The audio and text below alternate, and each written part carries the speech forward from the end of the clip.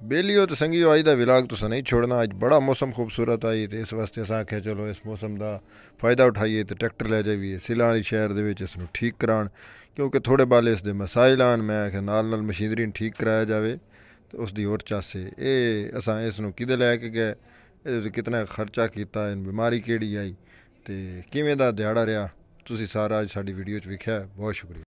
अस्सलामुअलैकुम बेलियो तो संगियो तो वीरियो, अज मौसम बड़ा खूबसूरत है। वैसे तो देहाती हवाले नाल आखिए तो बारिशां जेड़ा ना साढ़े वट कट दिते हैं। अज बहुत ज़्यादा बारिश हुई, बागां वास्ते खसूसी बड़ा नुकसान है।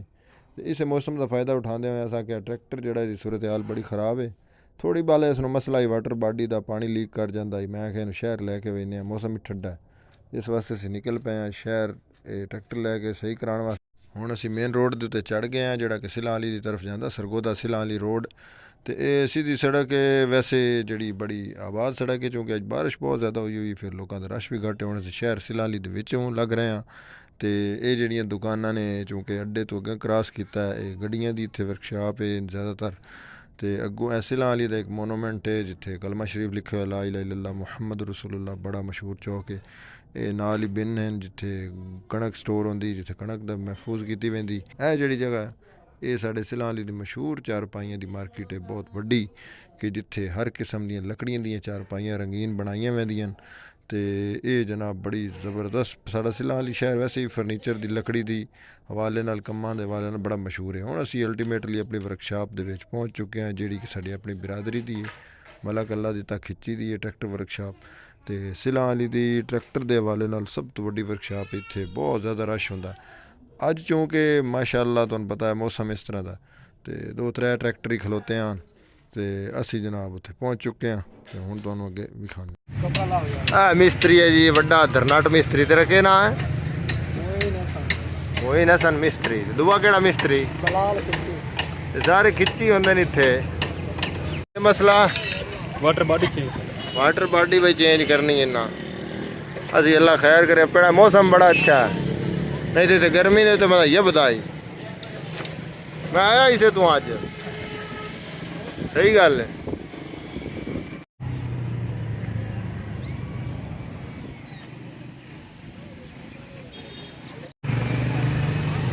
जल मिस्त्री बैठे जी दोवें बिरा, उस्ताद दिता मिस्त्री तो उस्ताद मानना मिस्त्री। और उस्ताद जी हुण मेरे ख्याल मौज कुटेंदे सारी दिहाड़ लम्मे पै के काम करेंदा कोई ना। पानी पी लेना तुसीं भोगो। सुनाओ को ट्रैक्टर का काम सही जा रहा है? शुक्र है रब दा। है कोई बंदा सिखावना हो तो सिखा देंदे हो? कितनी फीस लेंदे हो?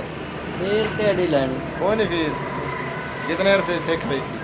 काम दे रूटीन नाल भावें 50 साल ही सीखे तो भावें दो खुला ले नहीं ते तेरा रेडिएटर ही लगा जामना। हेलो ये टूट के ते वेच दान दा पक्का।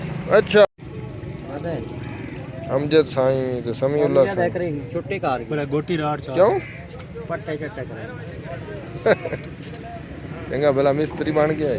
ये बात सही पता है। हुन जट्टा लगे इमरान खान सजाया तो जट चीकदे पे। हाँ हुन आ दिन इमरान खान आवे बस जहाँ इंदा वर्कशॉप है कोई आ जावे तो वही निमाने दी चीक निकली पई। आशा खराब है, आशा खराब है। ओने बाली नहीं किराए गाल नेट पे चाड़ी कला बाली केड़ा? हां नहीं कला ये भी मिनट ते चढ़ेंदा तू चाड़ी कला इस बंदे ट्रैक्टर नु सारे। ਹੁਣ ਜੀ ਅਸੀਂ ਵਾਟਰ ਬਾਡੀ ਵਾਲਾ ਸਮਾਨ ਲੈਣ ਆਏ ਹਾਂ, ਜਿਹੜਾ ਕਿ ਨਾਲ ਵਾਟਰ ਬਾਡੀ ਦੇ ਨਾਲ ਜੈਨ ਹੁੰਦੇ ਨੇ, ਹੋਰ ਥਾ ਇਹਨਾਂ ਦੇ ਲਾਗ ਹੁੰਦੇ ਨੇ। ਤੇ ਇਹ ਸਮਾਨ ਹੈ ਜਿਹੜਾ ਤਕਰੀਬਨ ਇਸ ਦੇ ਵਾਟਰ ਬਾਡੀ ਜੈਨ ਕਿੱਟ, ਇਸ ਦੀ ਸਮੱਧ ਵਗੈਰਾ ਟਾਕੀਆਂ ਦਾ ਛਾਪਰ ਪਾ ਪੂ ਕੇ ਇਹਦਾ ਬਿੱਲ ਬਣਿਆ 3150 ਰੁਪਇਆ। ਟੋਟਲ ਅਸੀਂ ਪਿੰਨਾਂ ਵੀ ਲਈਆਂ ਲਾਕਾਂ ਹੀ 3350 ਰੁਪਏ ਦੀਆਂ। ਹੁਣ ਅਸੀਂ ਪੈਦਲ ਹੀ ਮਾਰਚ ਕਰ ਰਹੇ ਹਾਂ, ਵਰਕਸ਼ਾਪ ਵਾਲ ਸਮਾਨ ਲੈ ਕੇ ਆ ਚੁੱਕੇ ਹਾਂ। ਤੇ ਇਹ ਟਰੈਕਟਰ ਦੀ ਹਾਲਤ ਤੁਸੀਂ ਵੇਖ ਰਹੇ ਹੋ, ਖਸਤਾ ਹਾਲ ਹੋਇਆ ਖਲੋਤਾ। ਇਹ ਸਾਹਮਣੇ ਵਾਟਰ ਬਾਡੀ ਪਾਣੀ। ਤੇ ਅੱਜ ਕਿਉਂਕਿ ਮਿਸਤਰੀ ਜਿਹੜੇ ਸਾਰੇ ਹੀ ਵਿਹਲੇ, ਰਸ਼ ਹੈ ਕੋਈ ਨਹੀਂ, ਸਾਰੇ ਹੀ ਮੇਰੇ ਟਰੈਕਟਰ ਕਰੀਬ ਨੂੰ ਚੜ੍ਹੇ ਨੇ। ਤੇ ਇਹ ਜਨਾਬ ਮੈਂ ਉਲਟਾ ਇਹਨਾਂ ਦੇ ਨਾਲ ਹੱਸਦਾ ਹੀ ਹਾਂ ਬਈ ਮੈਂ ਤਾਂ ਵੀਡੀਓ ਬਣਾਉਣ ਦਿਓ, ਤੁਸੀਂ ਸਾਰੇ ਅੱਗੋਂ ਖਲੋਤੇ ਹੋ, ਵੀਡੀਓ ਕਿਵੇਂ ਬਣਾਉਣੀ। ਵਾਟਰ ਬਾਡੀ ਜੀ ਫਿੱਟ ਕਰ ਛੋੜੀ ਇਹਨੇ, ਤੇ ਹੁਣ ਉਸਦੇ ਸਾਰੇ ਲਾਗ ਫਿੱਟ ਕਰਦੇ ਪੈਣ। ਮਾਸ਼ਾਅੱਲਾ ਪੈ ਪੇ ਹੌਲੀ ਹੌਲੀ ਸਾਰੇ ਲੀਕ ਕਰ ਛੋੜਿਆ ਹਨ। ਤੇ ਹੁਣ ਸਮਾਨ ਸਾਰਾ ਕੱਸੀ ਖਲੋਤੇ ਨੇ, ਪਾਣੀ ਪਾ ਛੋੜਿਆ ਇਹਨੇ। ਤੇ ਹੁਣ ਤਿਆਰੀ ਅੱਜ ਤਾਂ ਬੜੇ ਅਰਸੇ ਬਾਅਦ ਨੀਲਾ ਆਸਮਾਨ ਵੇਖਿਆ।